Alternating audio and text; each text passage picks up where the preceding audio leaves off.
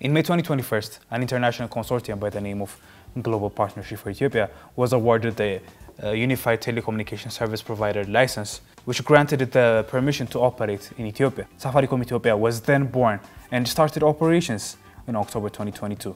On the day of its commercial launch in October 2022, Safaricom Ethiopia also received the license, the permission to start the mobile money operation in a very flamboyant ceremony where the Minister of Finance of Ethiopia, Ahmed Shide, announced that the deal had been reached between Ethiopia's government and Safaricom.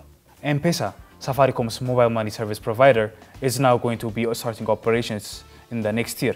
M-Pesa is Kenya's economy's unicorn. But what is M-Pesa going to bring into Ethiopia? What is Safaricom bringing into Ethiopia? What's its value addition to the Ethiopian economy? And what should we expect in the next year? I'm Brukasagad, and today we're going to be discussing on Arts Business Cafe Safaricom's entrance into the Ethiopian market and what it brought in the past few months, as well as what should we expect with the entrance of M-Pesa in the next year. Stay tuned.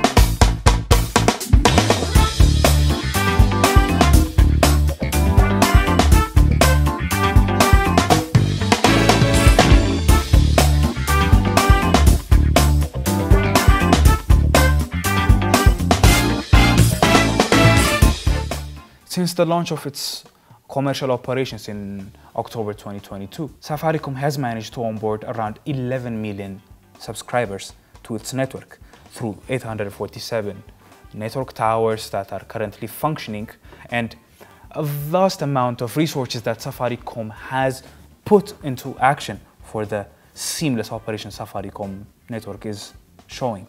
CEO of Safaricom Ethiopia, Anwar Susa, mentioned during the commercial launch that Safaricom does not plan to launch this premium unlimited services anytime soon, as the company believes that it will create an unnecessary burden on the network. Since Safaricom Ethiopia mentioned that it will not be getting into a price war with Ethio Telecom, these two companies are currently providing very resembling price packages, and except of course for the unlimited packages that Ethio Telecom is providing.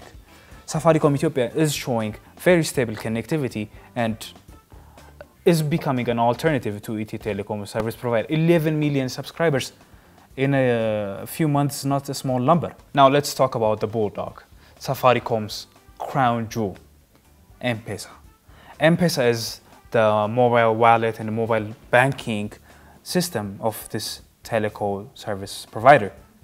M-Pesa is very popular across Kenya, Tanzania, South Africa, the Democratic Republic of Congo, and now Ethiopia, among other countries. Now, M-Pesa will be entering the Ethiopian market in the next year as Safaricom hopes to finalize licensing and other formalities within a few months. M-Pesa's entrance into the market will also create a large amount of competition to existing banks as well as to Ethio Telecom's Telebir. M-Pesa's entrance into the market will create a large amount of change and hope to Ethiopia's digital economy. We're striving towards the digital economy. That is what we are doing, and that's what we are aggressively working towards. Banks are pumping out new digital services, as we did an episode on it. But what does M-Pesa's interest into the Ethiopian market mean?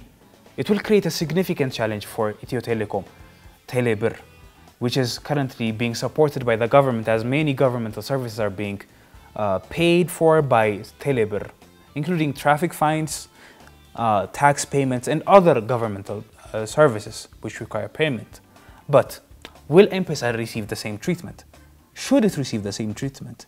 And what do we expect to see in the next few months?